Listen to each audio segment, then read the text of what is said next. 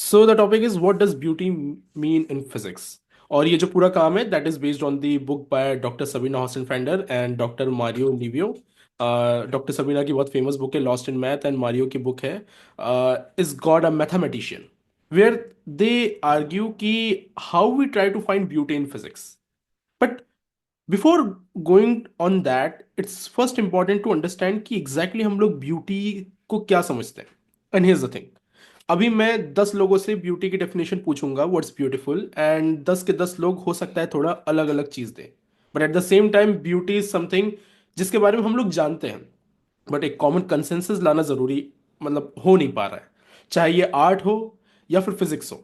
अब फिजिक्स में आज के टाइम में हम लोग किसी तरीके से डिफाइन कर रहे हैं, बट एग्जैक्टली ब्यूटी है क्या, इसको समझने से पहले मुझे अपना एक पैशन बताना पड़ेगा, that is to travel to different places. As Saurabh said कि मैं अलग अलग जगह पे जाके मैंने लाइक एस्ट्रोनॉमी हो गया, फिजिक्स के वर्कशॉप्स हो गए, बहुत सारी चीज़ें कंडक्ट करवाई, and I also love like doing trekking and all, for one very simple reason, because I love beauty, and this is how I see beauty. Like first is from Ladakh, Pangong So Lake, very beautiful lake, and the mountains that you're seeing on the other side are from China.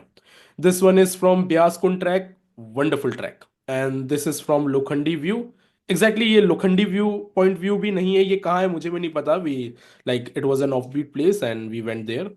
So my point like of showing this is to show you कि how we try to see the beauty। यहाँ पर we can clearly see the beauty lies in the landscape, how color gradient कैसे हो रहे हैं, contrast कैसे हो रहे हैं, the way we see things, ये beauty है। So even if I'm not able to define what does beauty mean to me, I can clearly show that this looks beautiful to me, and that's how I'm perceiving beauty, and that's how I try to understand beauty। But physics में ऐसा नहीं होता है। Physics में when we talk about beauty, we don't talk about this colour saturation, this contrast, this landscape, we don't talk about that. वहां पर beauty के लिए 3 पैरामीटर्स हैं बेसिकली, और भी अलग अलग आइडियाज हैं, जैसे डॉक्टर लिवियो ने ही अपनी बुक में कुछ अलग पैरामीटर्स भी बोले हुए हैं। लेकिन इन जनरल अगर मैं ज्यादातर लोगों को की बातों को अगर ओवरलैप्स करूं, तो यहां पर 3 तरीके से हम लोग ब्यूटी को समझ सकते हैं। So how physicist see beauty. Physicist see beauty अगर यहां पर 3 कंडीशन फुलफिल हो रही है। पहली, symmetry. Symmetry in physics refers to invariance under certain transformation, meaning that the law of physics remain unchanged even when the system undergoes change like rotation, translation और reflection। Simple सा example है कि butterfly का example दे रखा है, अगर butterfly को मैं ऐसे रोटेट करूंगा, it's going to be symmetric. तो इस पर्टिकुलर रोटेशन पे जो बटरफ्लाई है वो सिमेट्रिक है। मे बी इस तरीके से सिमेट्रिक नहीं है, लेकिन एक पर्टिकुलर फॉर्म ऑफ रोटेशन में वो सिमेट्रिक है। दूसरा, सिंप्लिसिटी। सो ये जो फोटो मैंने यहाँ सेंटर पे लगाई हुई है, ये फोटोग्राफी में इसे मिनिमलिस्ट स्टाइल ऑफ फोटोग्राफी कहते हैं। अब सिंप्लिसिटी को फिजिक्स में दिखाने के लिए मुझे कोई बेटर तरीका नहीं मिला, so I use this photo, and it's very simple. What do we mean by simplicity? A simple theory explains complex phenomena using the fewer principle और variable possible. Simplicity doesn't mean oversimplification, but finding the core essence of a phenomena। इसका example हो गया equal सम सी square. वैसे तो पूरी equation वो नहीं है, लेकिन अगर इक्वल सम सी स्क्वायर जिस स्पेसिफिक काम के लिए यूज आती है उसकी बात करें, तो इक्वल सम सी स्क्वायर एक सिंपल इक्वेशन में आएगी जो कि काफी सारी चीजों को बता रही है। तीसरी, which I find most hard to explain to the people, is naturalness. Naturalness refers to the idea that the parameter or constants in a physical theory should not be excessively fine-tuned or arbitrary, but should merge naturally from the theory itself। अब इसको मैं समझाता हूँ क्या होता है। ये मैंने बहुत सारे एग्जाम्पल्स यहाँ पर कैसे लिए हुए हैं कि वाटरमेलन है, थोड़े अजीब से वाटरमेलन है, मुझे भी अजीब लगा देख के, but that's what I found on internet, और मुझे लगा ये बढ़िया रहेगा। अब ये जो वाटरमेलन है, हम लोग अगर इसको देख रहे हैं तो मैं क्या एक्सपेक्ट करूंगा कि एक और वाटरमेलन जो है, अगर उसके साइज में थोड़ा सा चेंजेस आएंगे, तो मेरे पास्ट का जो एक्सपीरियंस है वो मुझे बताएगा कि अगर वो मोर और लेस इसी शेप का होगा तो वो नेचुरल होगा, अगर नहीं होगा तो मैं उसे नेचुरल नहीं मानूंगा। ठीक है, मतलब मैंने जो अभी तक जो पैटर्न देखा है, उस पैटर्न के बेसिस में I am incline towards the idea कि अब मुझे कोई वाटरमेलन मिलेगा तो मोर और लेस इस शेप का मिलना चाहिए, ऑल्दो दैट्स नॉट ट्रू। हमको पता है, हम लोग यहाँ इंडिया में जो वाटरमेलन खाते हैं वो तो बढ़िया ओवल शेप का होता है, तो ये तो एकदम ही क्यूबिक शेप का है। बट द पॉइंट इज कि अब मैं थोड़ा इसको टेक्निकल टर्म्स में ले जाऊं, तो हम लोग नेचुरलनेस से क्या मतलब समझते हैं। बेसिकली क्या होता है कि जब भी हम लोग किसी थ्योरी पे वर्क करते हैं, एंड जब हम लोग कोई डेटा वगैरह ले रहे होते हैं, तो हम लोग नंबर्स के ऊपर बात करते हैं। अब वहां पर उस नंबर कई बार होता है कि हमारी थ्योरी को फिट करने के बाद कुछ एक्स्ट्रा नंबर आ रहा है जो बिना किसी यूनिट के होता है। अगर हम लोग उसे नेचुरलनेस कहना चाहेंगे, so it should be close to equal to 1। अगर वो क्लोज टू इक्वल टू 1 नहीं है तो हम लोग मे बी उसे इतना नेचुरल नहीं बोलेंगे। फॉर एग्जाम्पल, मैंने कोई थ्योरी थी जिसमें मेरे पास पूरा यूनिट में नंबर आने के बाद फिर जो एक्स्ट्रा नंबर आता है वो आता है 0.00000006। सो इट्स मोर लाइकली कि वो चीज नेचुरल नहीं है, ये आइडिया माना जाता है। तो अगर कोई थ्योरी इन तीनों कैटेगरी को फुलफिल करती है तो हम लोग उसे ब्यूटीफुल थ्योरी कहते हैं। ऐसी थ्योरीज भी रही हैं जो किसी एक या दो को फुलफिल करे, तीसरे को ना करे, या बाकी दो को ना करे, but still we call it as a beautiful theory. So definition यहाँ काफी ज्यादा वेरी करती है। There is not like simple consensus की यही एग्जैक्टली होता है। As I told you, if I talk about beauty, there are other parameters also. Elegance आ जाता है कई बार, ठीक है, और भी बहुत सारी चीजें आ जाती है जिसके ऊपर ब्यूटी बात करते हैं, बट मोर और less these three are the key parameters. अब सिमेट्री की बात कर लेते हैं। पार्टिकल फिजिक्स में symmetry is very crucial, like very very crucial. पूरी सिमेट्री के ऊपर ही बात चलती है, और सिमेट्री वायलेशन होने पे एक बड़ा दिक्कत हो जाती है पार्टिकल फिजिक्स में। सिंप्लिसिटी एंड नेचुरलनेस के बारे में मैंने बता दिया है। तो अब बात यह है कि this is how physicist see beauty, but the question is why. Why? Because it has worked in the past. For example, symmetry की बात कर लेते हैं, मैक्सवेल्स इक्वेशन ले लेते हैं। Symmetry between electric and magnetic field, जिसकी मदद से हम लोग इलेक्ट्रोमैग्नेटिक वेव यानी कि लाइट के बारे में पता करते हैं। It's a symmetric theory. Although we don't talk about magnetic monopole, that's a different case. But ये जो इलेक्ट्रिक और मैग्नेटिक फील्ड की सिमेट्री है, we can clearly see that in Maxwell's equation. दूसरा बहुत फेमस एग्जांपल है क्वांटम क्रोमोडायनेमिक्स। क्रोमोडायनेमिक्स मतलब कि जो न्यूक्लियस होता है, न्यूक्लियस के अंदर की जो हम लोग स्टडी करते हैं, कलर चार्जेस और इन सब की स्टडी करते हैं, we call it as quantum chromodynamics. So QCD is based on like stationary unitary three colour symmetry. अब ये SU3 क्या है वो समझाना है तो उसके ऊपर हम लोग कभी डिटेल में बात कर सकते हैं, बट पॉइंट ये है कि यहाँ पर क्यूसीडी जो है, क्यूसीडी भी सिमेट्री फॉलो करता है। Then general relativity, of course general relativity is a beautiful equation and we all love it, right? Einstein's general theory of relativity. And वो जनरल कोवेरियंस इंश्योर करता है कि ये जो लॉज ऑफ फिजिक्स है वो हर फ्रेम ऑफ रेफरेंस में होल्ड करे। So clearly we can see that symmetry कैसे इन सब चीजों में फुलफिल हो रही है जो कि ट्रू है। सो आइडिया ये है कि अगर सिमेट्री मुझे इतनी बड़ी बड़ी थ्योरीज में ट्रू मिल रही है, so I am obliged to think that maybe a good theory which explains a lot of things has to be symmetric in nature। ये आइडिया मेरे दिमाग में आ सकता है। ये आइडिया होना चाहिए या नहीं होना चाहिए, will discuss that later, but ये आइडिया मेरे दिमाग में है। So this is what we call as symmetry. Then let's talk about simplicity. Simple में अगर बात करें तो न्यूटन का gravitational law, F = G m1 m2/r²। Oh my God, how simple it is! What a beautiful equation it is. Einstein C = mc², जिसका example थोड़ी देर पहले मैंने दिया था, simple equation like linking energy and mass, fundamentally reshaping our understanding of matter and energy, E = mc² is also that example. Heliocentric model, very interesting.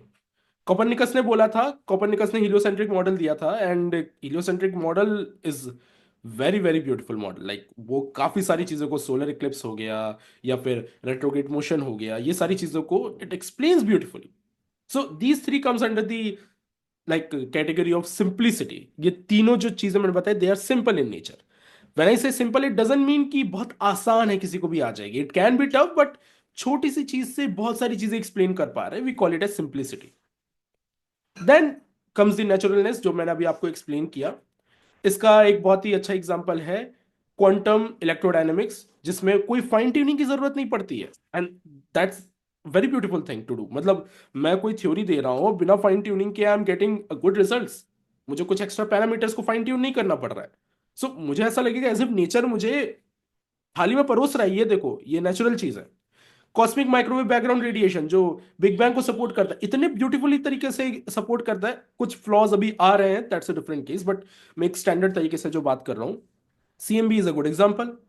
तो यहां पर भी मुझे ऐसा लग रहा है as if nature is giving me clear evidence कि देखो यार, बिग बैंग थ्योरी तो is like correct, and it is also falling under the umbrella of naturalness. Same goes with the neutrino mass and neutrino oscillation.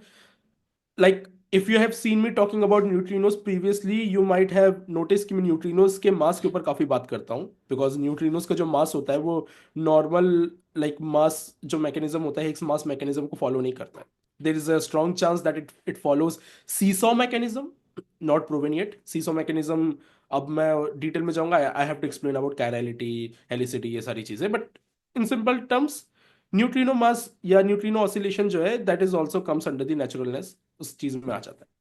So here we can clearly see कि यार there are theories which are right, we know for sure which are right, और वो इन beauty की definition को fulfil कर रही है. And plus it feels so good जब सारे इक्वेशन कैंसल आउट हो रहे, वी कैन सी कि बिना ज्यादा फाइन ट्यूनिंग की इक्वेशन मिल रही है, सच ए सिमेट्रिक इक्वेशन, कितने सिंपल तरीके से हर एक चीज को एक्सप्लेन कर दे रही है. तो एक दिमाग में एक पैटर्न आने लगता है कि यार अगर नेचर में आई गेस किसी चीज को सही होना है, so it has to be beautiful, it has to follow these three condition, may be all three, all two, और may be just one, but इसको फॉलो करना चाहिए. ये दिमाग में आने के बाद अब क्या होगा कि मैं किसी प्रॉब्लम को सॉल्व कर रहा हूं और वहां पर मुझे ब्यूटी नहीं दिखी, तो चांसेस है कि मैं उस थ्योरी को इतना सीरियसली नहीं लूँ, चांसेस है. एंड इसका बहुत ही स्ट्रांग रीजन मैं क्यों बोल रहा हूं, बिकॉज बहुत ही प्रोमिनेंट फिगर है who thought in such a way. For example let's talk about Paul Dirac. Paul Dirac said a theory with mathematical beauty is more likely to be correct than an ugly one that fits some experimental data. Like यहाँ बहुत ही interesting सी बात है कि हम लोग कोई अगली experimental data भी फिट ना करे तो वो मतलब वो एक बार के लिए गलत हो सकता है, लेकिन ब्यूटीफुल मैथमेटिकल थ्योरी तो उसके करेक्ट होने के चांसेस है. द रीजन पॉल डिरैक यहाँ पर एक्सपेरिमेंट को ये नहीं कह रहे कि गलत होते हैं. ही meant to say is that कि कई बार क्या होता है कि एक्सपेरिमेंट्स कैन बी रॉन्ग.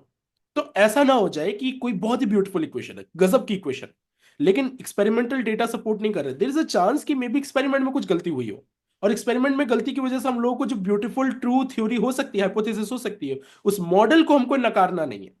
ये पॉल डिरैक था, ऑल्दो एल्बर्ट आइंस्टाइन इससे बिल्कुल एग्री नहीं करते थे, बट पॉल डिरैक का बहुत ही ज्यादा ड्रास्टिक व्यू था. Then let's talk about Henri Poincare. The scientist does not study nature because it is useful to do so. He studies it because he takes pleasure in it. Totally agree. And he takes the pleasure in it because it is beautiful. If nature were not beautiful, it would not be worth knowing, and life would not be worth living. बहुत ही strong statement, बहुत strong statement. And यहाँ थोड़ा सा subjectivity के ऊपर भी आता है कि जैसे जनरल रिलेटिविटी के बारे में बात करता हूँ. जनरल रिलेटिविटी स्टार्टिंग में एक ब्यूटीफुल थ्योरी नहीं मानी गई थी, बट जब लोग फील्ड इक्वेशन में घुसे, जब लोगों को एलिगेंस दिखी, तब वो ब्यूटीफुल इक्वेशन हम लोग उसको काउंट करने लगे, and then we found the reason to call it as beautiful. The thing is that physicist study nature because they love doing so. अब उसमें कोई चीज ब्यूटीफुल कैसे लग रही है, अगेन ये तीन पैरामीटर्स तो मैंने बता दिए, but sometime it is also subjective thing. लेकिन आइडिया ये है कि ब्यूटी का नोशन, ये जो तीन आइडियाज बताई, ये बहुत ही स्ट्रांगली ड्रिवन है. फिर हरमन वाइल की बात कर ले, he was very fixated with the beauty, and इनका जो स्टेटमेंट था it was very strong.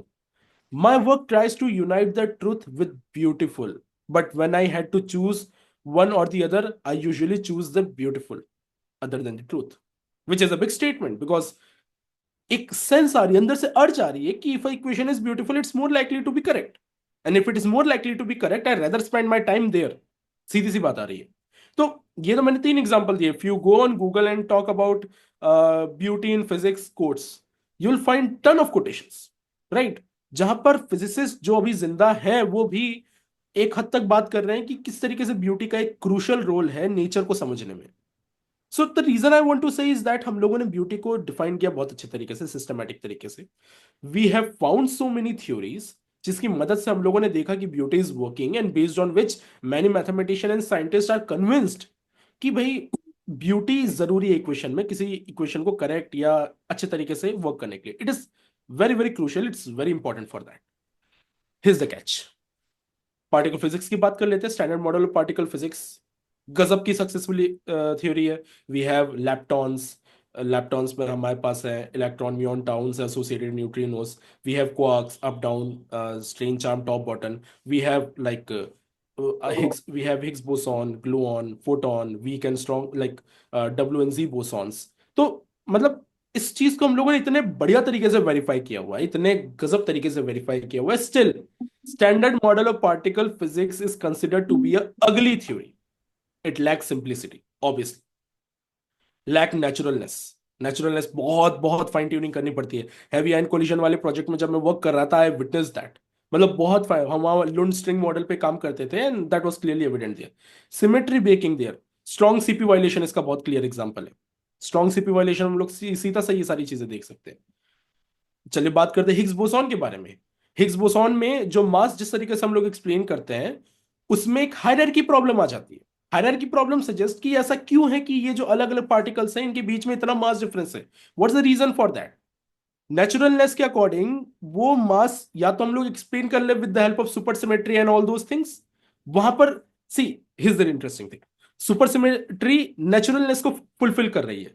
That's why we are thinking कि मे बी सुपर सिमेट्री होनी चाहिए। वो और भी चीजों को एक्सप्लेन कर रही है बट मेन रीजन है कि नेचुरलनेस कंडीशन को फुलफिल कर रही है।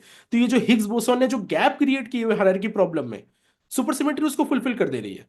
And it's for that reason we believe कि supersymmetry should exist. Although at this point of time there are so many papers on supersymmetry and it's leading to nowhere according to me. I might be wrong, but experimentally हम लोग verify नहीं कर पा रहे हैं. There are many like suggestions कि ये किया जा सकता है, वो किया जा सकता है, but it takes a lot of funding and supersymmetry के लिए मेजरली ये बोला जाता है कि अभी तो verify करना possible नहीं है, right?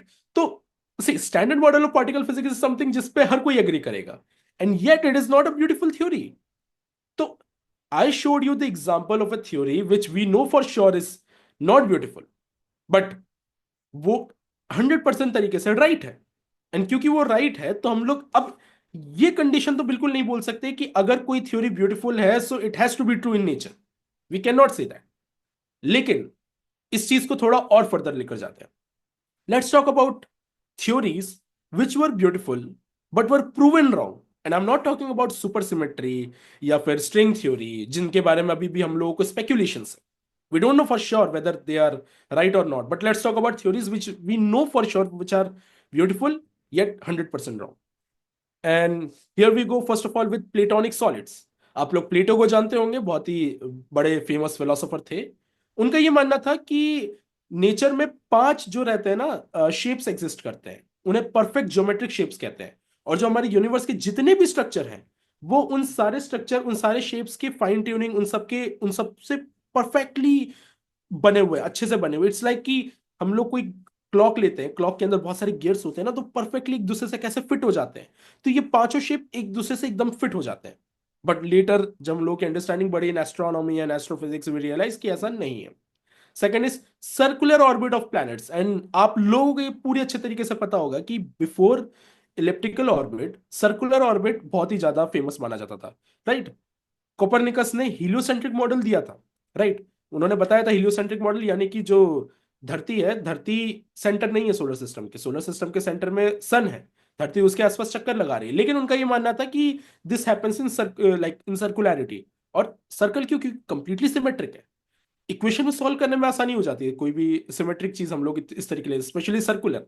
इनफैक्ट फिजिक्स में भी हम लोग यही करते हैं ना कि हम लोग ट्राई करते हैं कि मोस्ट सिमेट्रिक केस में उसको अप्रोक्सीमेट कर ले। क्लासिकल फिजिक्स की बात कर लेते हैं, सर्कुलर मोशन में हम लोग कई बार ये सारी चीजें करते हैं, राइट? हम लोग किस तरीके से जो नॉन सर्कुलर चीजें उनको भी सर्कुलर मान के अपनी कैलकुलेशन इजी के लिए कर लेते हैं।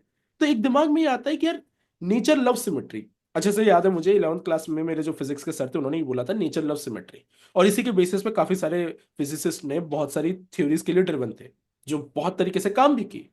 लेकिन जो काम नहीं की उसमें सर्कुलर ऑर्बिट ऑफ प्लैनेट्स था। तीसरा है वर्टेक्स थ्योरी। ये बहुत इंटरेस्टिंग है। So Descartes propose that planetary motion was caused by vortices और whirlpools of ether in space. इसको समझाता हूं।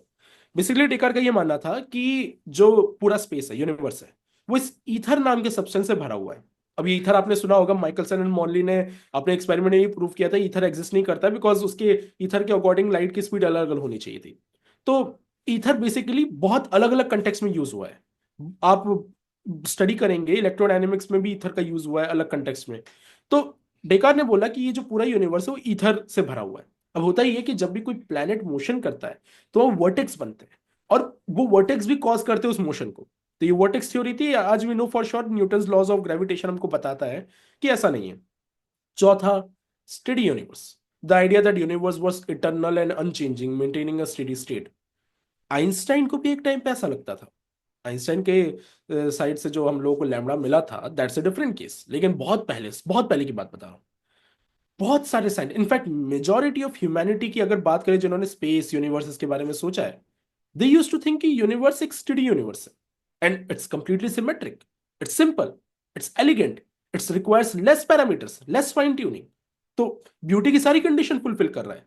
सो अगर मैं देखूं, मेरे पास कोई इंपेरिकल एविडेंस ना हो, तो मैं तो यही बोलूंगा कि studio universe is better than expanding universe in that terms. वो अलग बात है, एक्सपेंडिंग यूनिवर्स बहुत सारी चीजों को अलग से एक्सप्लेन कर देगा, red shift and all those things, but anyway, point is कि ये जो चारों थ्योरीज हैं, they were beautiful in nature, right, but they didn't work out. So what exactly is happening? अभी के टाइम में प्रॉब्लम ये हो रही है कि the theories that we are proposing are very expensive, like billions of dollars लग जाते हैं एक्सपेरिमेंट, मतलब उन थ्योरी को वेरीफाई करने के लिए, राइट। अब for example large hadron collider हम लोग ले लेते हैं, आइसक्यूब न्यूट्रिनो ऑब्जर्वेटरी ले लेते हैं, बहुत पैसा लगता है इनमें। प्रॉब्लम ये होती है कि एक होता है जब हम लोग को एक्सपेरिमेंट्स से हम लोग वेरीफाई करने का ट्राई करते हैं थ्योरी को, लेकिन हम लोगों को कोई भी एविडेंस हमारे सपोर्ट में नहीं मिलता है। तो एक एक हमेशा तरीका ये रहता है कि हम लोग उसको बेटर तरीके से ये बोले कि हमको और ज्यादा प्रिसिशन चाहिए। प्रिसिशन के लिए हमको हायर एनर्जी चाहिए, हायर एनर्जी के लिए हमको और पैसा चाहिए, और पैसे से हम लोग उस चीज को कर सकते हैं। मैं ये नहीं कह रहा ये गलत है, मैं ये कह रहा हूं कि अगर जैसे हम लाइक स्टेलर यूनिवर्स में ही हम लोगों ने पार्टिकल पार्टिकल फीवर डॉक्यूमेंट्री को रन किया था। तो उस डॉक्यूमेंट्री में एक सीन आता है, आपको याद होगा, कि दो फिजिसिस्ट आपस में डिस्कस कर रहे होते हैं जब हिग्स बोसॉन की रिसेंटली डिस्कवरी हुई होती है। एक फिजिसिस्ट बोलते हैं कि मेरे लाइफ टाइम का वर्क जो है वो गलत हो गया, तो ही was very sad about it, ठीक है, वो इंपेरिकली गलत हो गया। दूसरे कहते हैं कि मेरे सपोर्ट में नहीं मिला है, और मेरी लाइफ टाइम में शायद सपोर्ट में मिलेगा भी नहीं, तो ज्यादा हायर एनर्जी के लिए उम्मीद करनी पड़ेगी। अब होगा क्या कि अब मैं क्योंकि अपनी थ्योरी को इस तरह से फाइन ट्यून कर सकता कि वो हायर एनर्जी के लिए मैच हो जाए। सो इट्स वेरी इजी कि क्योंकि मेरी थ्योरी ब्यूटीफुल है, मैं उससे फिक्सेटेड हूं, तो अब मैं उस चीज को ब्यूटीफुल, क्योंकि वो ब्यूटीफुल है और इसलिए मुझे लग रहा है वो सही, और एक तरह का बायस भी आ जाता है अगर मैंने लाइफ टाइम किसी थ्योरी पे काम किया हो, जो बहुत केस में हम लोगों ने देखा भी है। तो ये ऐसा केस आ गया इन विच वी आर थिंकिंग कि मे बी इंपेरिकली हम लोग इस चीज को बाद में वेरीफाई कर सके, मे बी आज से 10 साल बाद, 100 साल बाद, 15 साल बाद, ठीक है, जिसमें कुछ डाउट की गुंजाइश रहती है। It's not a bad thing, it's actually a good thing. But the thing is कि हम लोगों को एक टाइम तो सोचना पड़ेगा कि कब गिव अप करें। जस्ट बिकॉज कोई थ्योरी ब्यूटीफुल है, इट डजंट मीन कि हम लोग उसके ऊपर वर्क करते ही जा। सुपर सिमेट्री मिल जानी चाहिए थी अब तक, अगर होती तो।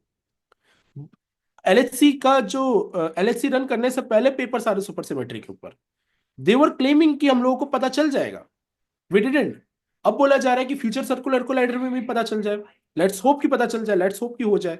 बट द थिंग इज कि हम लोगों को ब्यूटी को एकमात्र साधन नहीं रखना चाहिए। तो सीन ये आता है कि there is no reason to think that beauty always works. Evolution didn't prepare us to look for laws that dictate the behavior of things we can't see। मतलब सिंपली हम लोग उस चीज के लिए बने ही नहीं है। It happens to be the case कि अभी तक काम कर रहा है, दैट्स अ गुड थिंग, वो बोनस है। बट दैट डजंट मीन कि वो चीज चलती रहेगी, चलती रहेगी। सो इस चीज को मैं बहुत लंबा नहीं खींचूंगा, एक लास्ट में एक छोटा सा कंक्लूजन दूंगा कि ये मेरे फाइनल थॉट्स है। While beauty in theories can guide and inspire scientific progress, relies on validation through empirical evidence and experimentation. A beautiful theory can be true, but it's the experiment and observation that ultimately determine whether a theory reflects the true nature of the universe। तो इसकी वजह से scientific methods के ऊपर भी अभी हम लोग को काफी डिस्कस करने की जरूरत है। हमको कैसे पता चलना चाहिए कि किसी चीज पे गिव अप करना है कि नहीं करना है। ब्यूटी को हम लोग कैसे एज अ गाइड यूज कर सकते हैं, बट ब्लाइंडली उस चीज को फॉलो ना करें, it's a better thing. So that said, I hope ये जो छोटा इंट्रोडक्शन था ब्यूटी इन फिजिक्स, इससे आप लोगों को थोड़ा आइडिया लगाओ कि exactly what we mean when we say that a theory is beautiful और not. And like I am open for questions, अगर आपको कोई भी डाउट्स आ रहे हो, कुछ भी पूछना हो तो। Thanks a lot. Okay, thank you so much, Kshitij. It was quite interesting. Um, yeah, it was a really interesting topic, and I hope लोगों को भी कुछ questions होंगे. So let's see if anyone has any questions that are popping up in their minds. Please feel free to unmute yourself और पूछ सकते हैं आप question.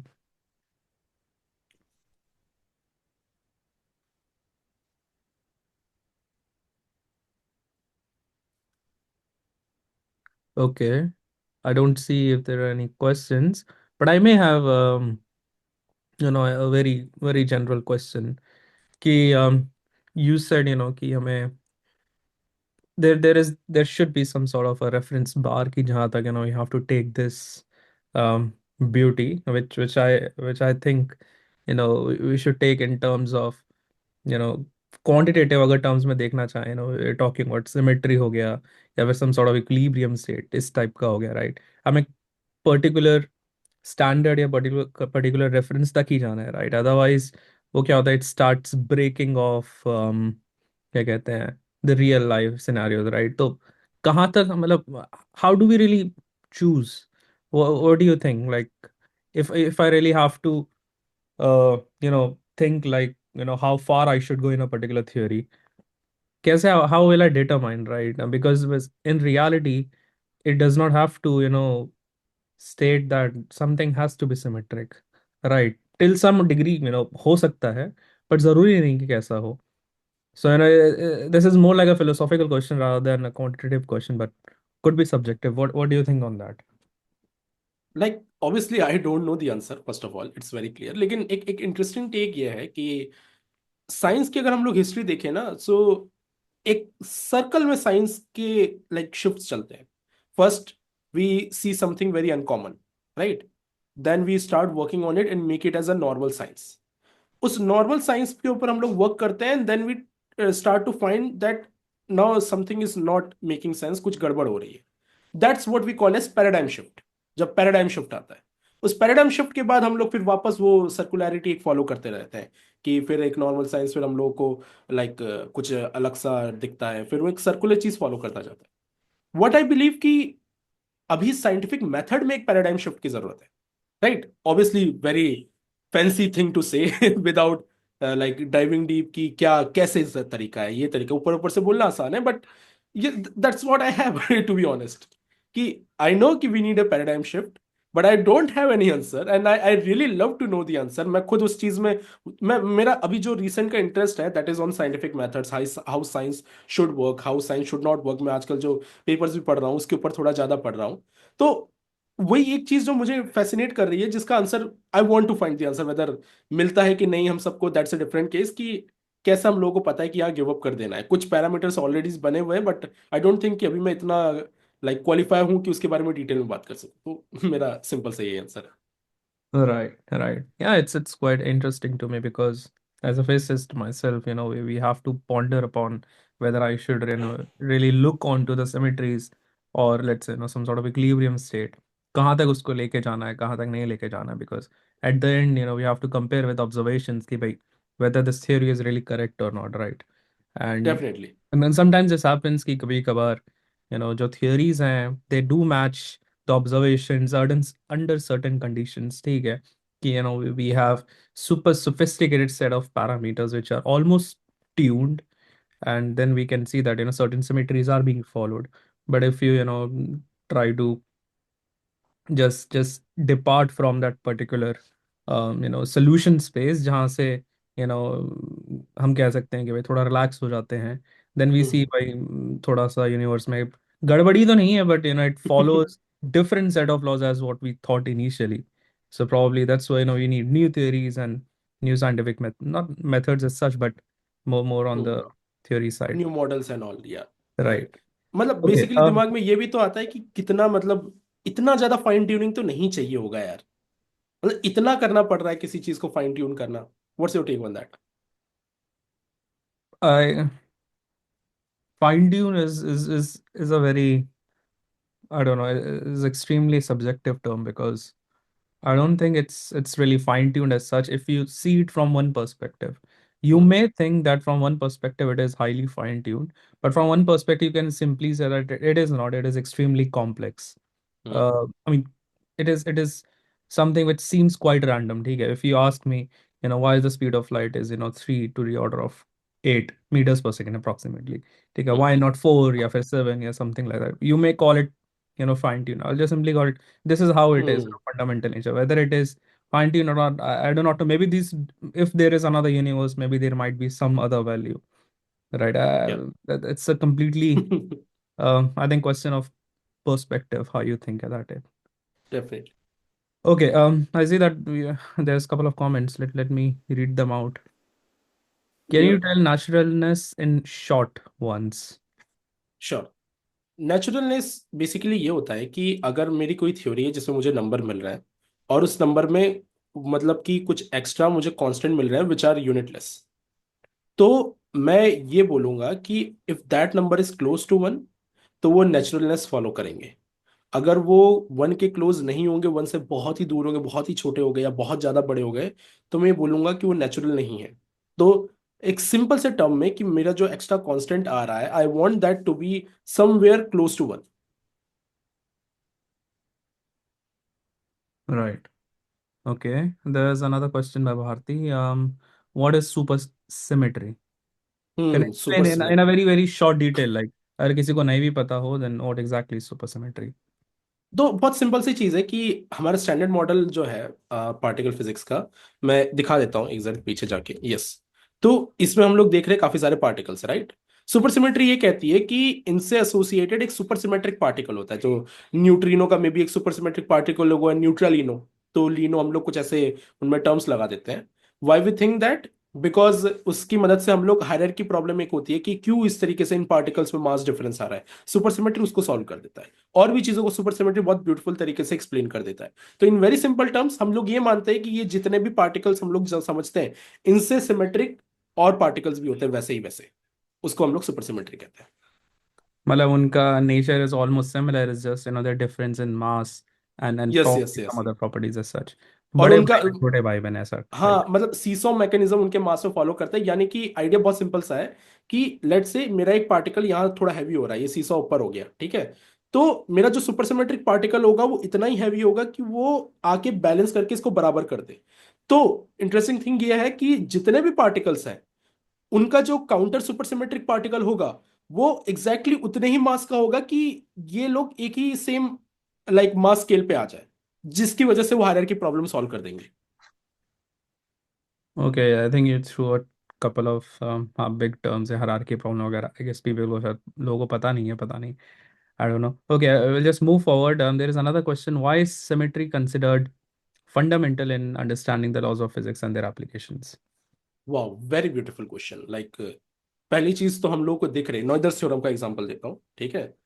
एनर्जी कंजर्वेशन हो गया या फिर कोई भी कंजर्वेशन लॉ हो गया, एमी नॉइदर ने बोला था कि ये कंजर्वेशन लॉस तब तक होल्ड करेंगे जब तक वो एक पर्टिकुलर उससे एसोसिएटेड सिमेट्री को फॉलो कर रहा होगा। तो for example, energy conservation true तब तक रहेगा जब तक वहां पर टाइम सिमेट्री रहेगी। Same goes with angular momentum conservation हो गया, उससे भी एसोसिएटेड कोई सिमेट्री फॉलो होनी चाहिए। जैसे ही सिमेट्री वायलेशन हुआ, वैसे ही वो कंजर्वेशन लॉ फुलफिल होना बंद हो गया। इसका एग्जांपल, लार्ज स्केल में यूनिवर्स को देखेंगे, energy conservation does not work in that way, because symmetry violation हो जाता है in a very large scale, cosmological scale I am talking about. तो हम लोग ये चीज देख रहे हैं कि किस ब्यूटीफुल तरीके से जो ये सारी चीजें कितने अच्छे से काम कर जा रही है। चलो नॉइदर थ्योरम तो मैं कंजर्वेशन लॉस पे चला गया, उसके अलावा भी हम लोग जैसे जनरल थ्योरी ऑफ रिलेटिविटी की बात करते हैं, ठीक है। वहां पर हम लोग कोवेरियंस लेते हैं, वहां पर हम लोग अलग अलग फ्रेम ऑफ रेफरेंस में देखते हैं कि किस तरीके से, मतलब ये जो लॉज ऑफ फिजिक्स हैं ये कितने बढ़िया तरीके से सिमेट्रिकली काम कर रहे हैं। तो द थिंग इज कि हम लोग को बहुत सारी ब्रांच ऑफ फिजिक्स में ऐसा देखा गया जैसे सिमेट्री वर्क कर रही है परफेक्ट तरीके से। हम लोग इसका एग्जाम, पार्टिकल फिजिक्स में तो सिमेट्री तो बहुत ही ज्यादा देखी जाती है। सिमेट्री के लिए तो अलग से हम लोग मैथमेटिक्स की फील्ड स्टडी करते हैं। तो आई गेस मेरा जो आंसर रहेगा कि हम लोगों को ये सारी चीजें दिखती है नेचर में, इसलिए दैट्स व्हाई वी अज्यूम की चीजें सिमेट्रिक होनी चाहिए। I mean, I'd like to add on that कि हम्म, usually when you work out some sort of mathematical equations भी ठीक है, it's rather first step to take most simplest cases which is usually assuming some sort of symmetry in nature. ठीक है. हम्म, For example, अगर कोई body है space में, ठीक है, जो just is just suspended there, तो अगर आप थोड़ा सा जूम करोगे भाई, ग्रेविटी की वजह से उसके जो सारे के सारे पार्टिकल्स हैं, लेयर्स हैं, it will come together, it will form like a body, right, spherical body. ठीक है. अब ये भी एक टाइप की सिमेट्री होगी कि भाई अलग अलग पोजिशन देखो, हर जगह से स्फीयर ही दिखेगा. ठीक है. लेट्स अज्यूम कि भाई वो घूम भी रहा है. नाउ व्हेन इट रोटेट्स, धीरे घूम रहा है, तेज घूम रहा है, based on that it may change the shape. ठीक है. मतलब ऐसे एक ओब्लेट शेप होता है ना, मतलब पिच का हुआ हम्म, ऊपर से अंडा, थोड़ा सा, राइट, थोड़ा अंडा जैसा आकार होता है. So it might be like that, but first you start something which is simple in terms of notations and solving mathematical complexities. तो आप इजिली क्वेश्चन इक्वेशंस को भी सॉल्व कर पाओ, और देख रहे हो कि भाई नेचर में भी सेम वैसे ही हो रहा है. So that seems like nature also prefers this type of symmetric information as well. Okay. Next question. What is neutrino? Neutrino क्या होते हैं? ओके, सो प्रॉपर्टी समझाना आसान है rather than explaining होते क्या है। So yeah, okay. It's like कि हम लोग basically we are made up of atoms, we all know that atoms बने होते हैं इलेक्ट्रॉन एंड प्रोटॉन न्यूट्रॉन, और प्रोटॉन न्यूट्रॉन फर्दर क्वार्क से बने रहते हैं, राइट। तो मतलब प्रोटॉन दो अप का क्वार्क एक डाउन, और न्यूट्रॉन दो डाउन और एक अप क्वार्क का बना रहता है। अब हो ये रहा होता है कि ये जो क्वार्क्स होते हैं, ये क्वार्क्स के बीच में अलग अलग फोर्स लग रहे होते हैं। एक तो इनमें फोर्स लगता है स्ट्रॉन्ग न्यूक्लियर फोर्स, सुना होगा। वो स्ट्रॉन्ग न्यूक्लियर फोर्स ग्लूऑन की वजह से होता है, ठीक है। स्टैंडर्ड मॉडल में ये जो जी दिख रहा है, ये जी ग्लूऑन होता है, जिसकी मदद से क्वार्क्स जो रहते हैं आपस में बंधे हुए रहते हैं। But there is also another force known as W and G boson, इन दोनों के मास में डिफरेंस रहता है। अब डब्ल्यू और जी बोसॉन एक तरीके के मैजिकल टाइप के फोर्स है। मैजिकल इसलिए है बिकॉज मतलब ये एक क्वार्क के प्रॉपर्टी को चेंज कर देता है। वो एक अप क्वार्क को डाउन क्वार्क बना सकता है, एक डाउन क्वार्क को अप क्वार्क बना सकता है। थोड़ा जूम आउट करके देखें तो एक प्रोटॉन को न्यूट्रॉन बना सकता है, न्यूट्रॉन को प्रोटॉन बना सकता है। अब मैंने इतना खिचड़ी क्यों बताई? इसलिए क्योंकि there are radioactive decays in nature जो हम लोगों ने ऑब्जर्व किए हैं। For example beta decay. अब डिके क्यों होते हैं? क्योंकि वो न्यूक्लियस को स्टेबल होना होता है। अब ऐसा क्यों है कि उसको स्टेबल होना होता है, वी डोंट नो, बट उसको स्टेबल होना होता है, that's why radio active decay happens. अब बीटा डिके नाम का एक डिके होता है जिसमें क्या होता है कि ये जो प्रोटॉन है, ये प्रोटॉन अपनी आइडेंटिटी चेंज करके या तो न्यूट्रॉन में बनेगा, या न्यूट्रॉन अपनी आइडेंटिटी चेंज करके प्रोटॉन में बनेगा। अब हो ये रहा है कि इस पूरे केस में हम लोग देख रहे हैं कि चार्ज चेंज हो रहा है, तो चार्ज कंजर्वेशन तो फॉलो होना चाहिए। तो अगर हम लोग को ऐसा लग रहा है कि एक एक्स्ट्रा प्लस चार्ज आ रहा है, ठीक है, एक एक्स्ट्रा प्लस चार्ज आ रहा है, तो उसको बैलेंस करने के लिए हम लोग को एक पॉजिट्रॉन निकालना पड़ेगा, ठीक है। और पॉजिट्रॉन निकालना पड़ेगा, तो ये नॉर्मल बीटा डिके था जो हम लोग को बहुत अच्छे से पता था, ठीक है, कि कैसे पॉजिट्रॉन निकलता है या इलेक्ट्रॉन निकलता है एक बीटा डिके में, beta plus beta minus decay हम लोग उसे कहते हैं। लेकिन जब हम लोगों ने ऑब्जर्व किया तो ये देखा कि कुछ एक्स्ट्रा मिसिंग एनर्जी है। बाद में एक्सपेरिमेंट के बाद पता चला कि वो जो एक्स्ट्रा मिसिंग एनर्जी थी, उसको हम लोगों ने न्यूट्रिनो लेबल दिया, उसको न्यूट्रिनो बोला।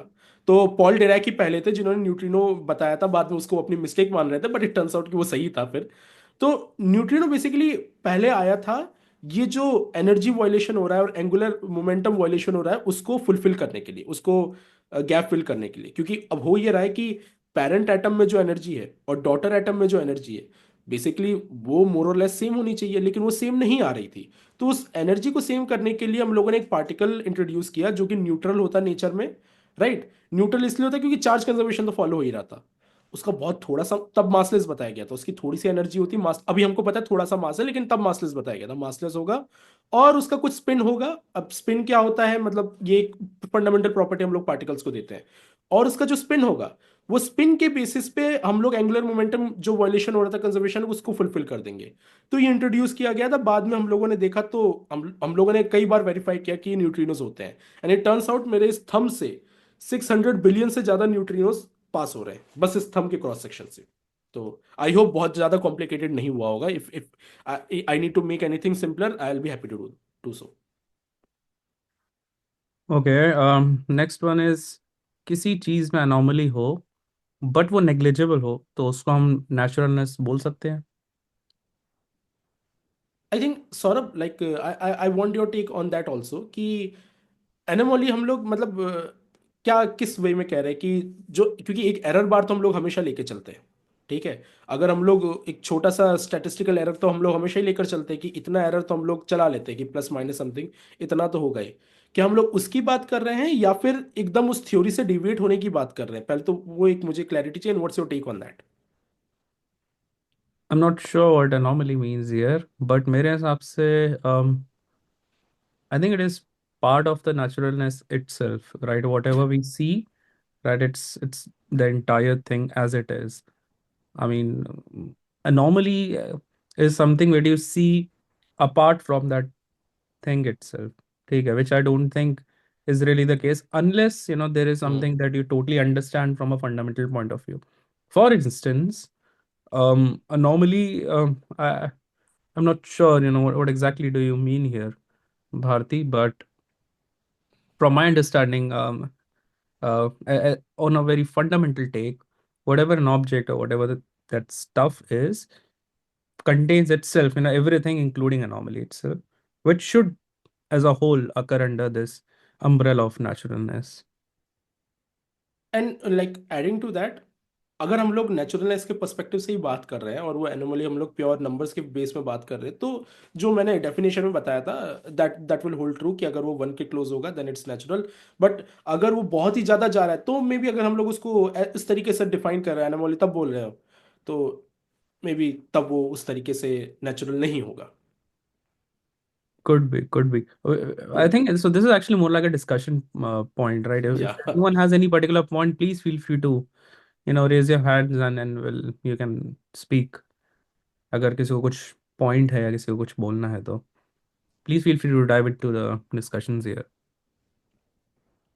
Uh, okay, so we'll go on to next question. The information that passes through two quantumly entangled particles are useless. Famous physicist Michio Kaku says so. What does it really mean? And is it breaking Einstein's theory of relativity?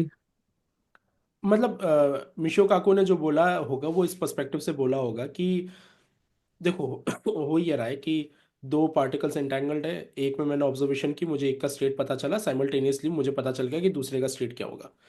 तो उनका ये बोलना है कि हम लोग basically वो observation कर रहे हैं, हम लोग स्टेट को आइडेंटिफाई कर रहे हैं, लेकिन मतलब कि ऐसा नहीं है कि उस इंफॉर्मेशन से हम लोग कुछ बहुत ही फिनोमिनल कर पा रहे हैं। अब आई नो कुछ चीज़ें आती जैसे कि क्वांटम टेलीपोर्टेशन हो गया या ये सारी चीज़ें हो गई, तो एक चीज़ मैं इसमें बताऊंगा कि क्वांटम टेलीपोर्टेशन इंटेंगलमेंट का यूज़ करता है, but quantum teleportation is not exactly teleportation.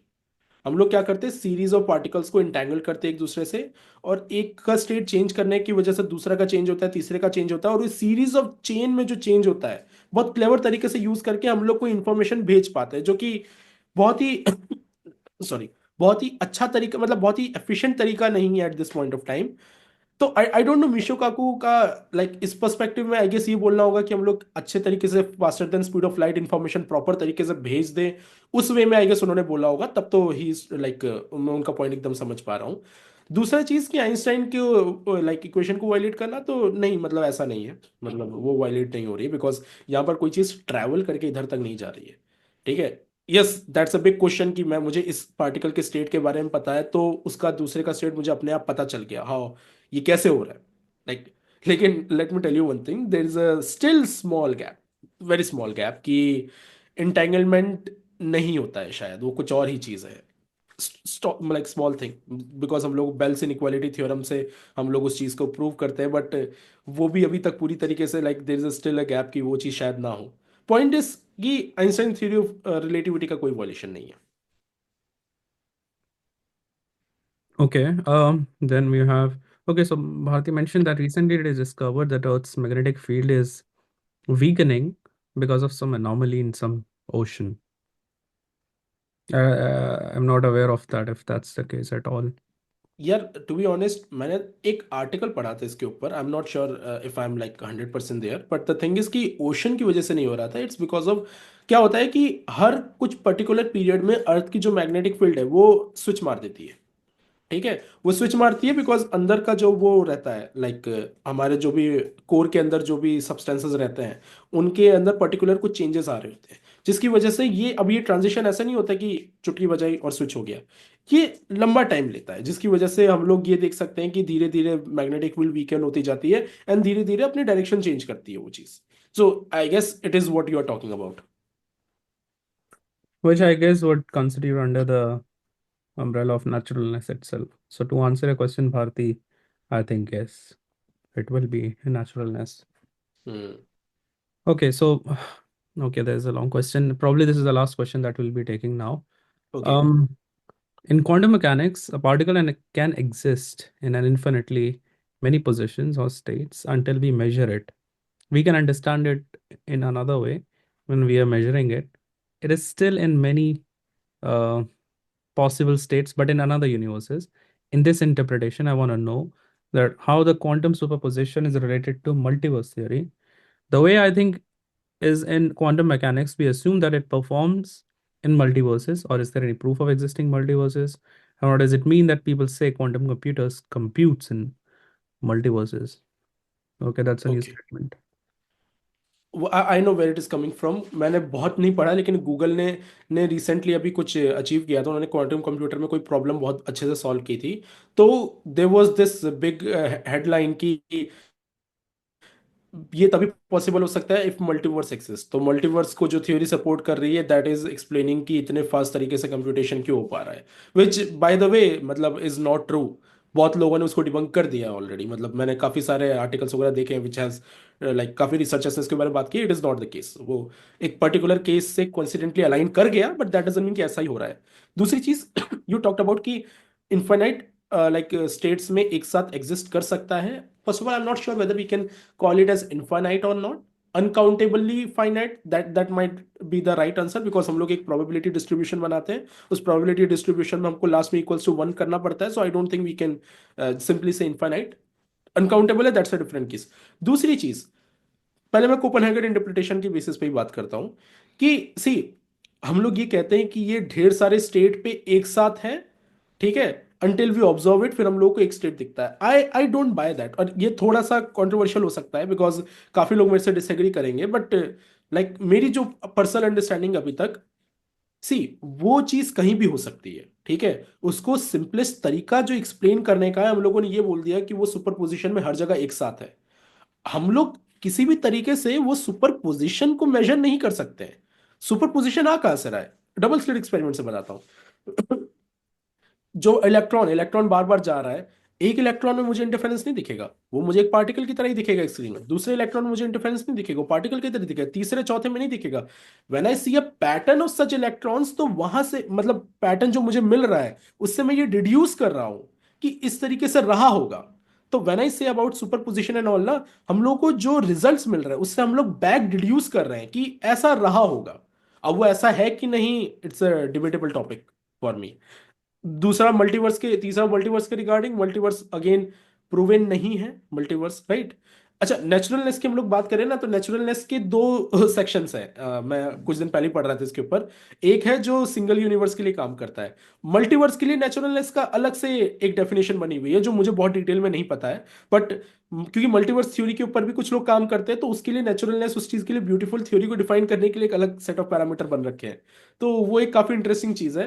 बाकी मल्टीवर्स के बारे में यही बोलूंगा, जो मतलब बहुत ही कॉमन सी चीज़ है, हर जगह बोली जाती है कि मतलब कि हर एक वो स्टेट जो हमारे यूनिवर्स में नहीं हो रहा है, maybe there is a universe जो जहां पर ये हो रहा हो। मतलब बहुत ही मैंने सिंपल बात बोली जो हर जगह बताई जाती है, but I I think it's the simplest way to putting this through. Okay, that was quite an extensive answer, and I hope people got their answers. Okay, we are also almost at the hour. If anyone has any question, we can quickly take one more last question. Otherwise, we can end the meeting here. Are there any further questions?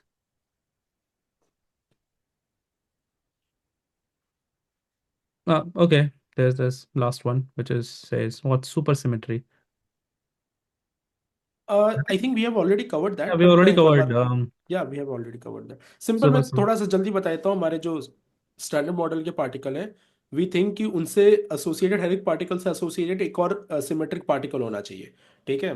अब वो क्यों होता है वो हम detail में समझा चुके हैं। ये यूट्यूब पे मैं अपलोड कर दूंगा, तो उसमें पीछे जाके देख सकते हैं। बट मेनली वही है कि मास की एक प्रॉब्लम को सॉल्व करता है। उसी अप्रोच को हम लोग सुपर सिमेट्री कहते हैं।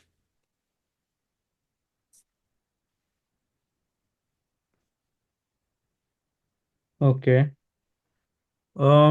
Okay, probably we'll stop the session here, and we can, if you have any further questions, please feel free to ask Kshitij via email or through his social media handles. I think he'll put it in the chat box. अगर आप लोग उसको follow नहीं करते हैं, please go and follow him on YouTube or Instagram and other places where he communicates science in a very simple manner so that आपको भी समझ आ जाए easily. Right, and let's thank Kshitij again for giving a wonderful session. It was really interesting, Kshitij. I hope some people would have learned at least, something new. At least I did. Right, I learned different parameters. How one can really try, if not quantify really, but really try to understand, beauty in terms of simple structures. Okay, thanks so a lot, thanks a lot. yeah. Great. So thank you everyone for joining again, and we'll have session soon. And please follow us on Instagram, and also join the WhatsApp group if you find the link. Um, but I guess you already are following it, so that's why you guys are here. And we'll see you soon, probably in the next session. Hopefully next week.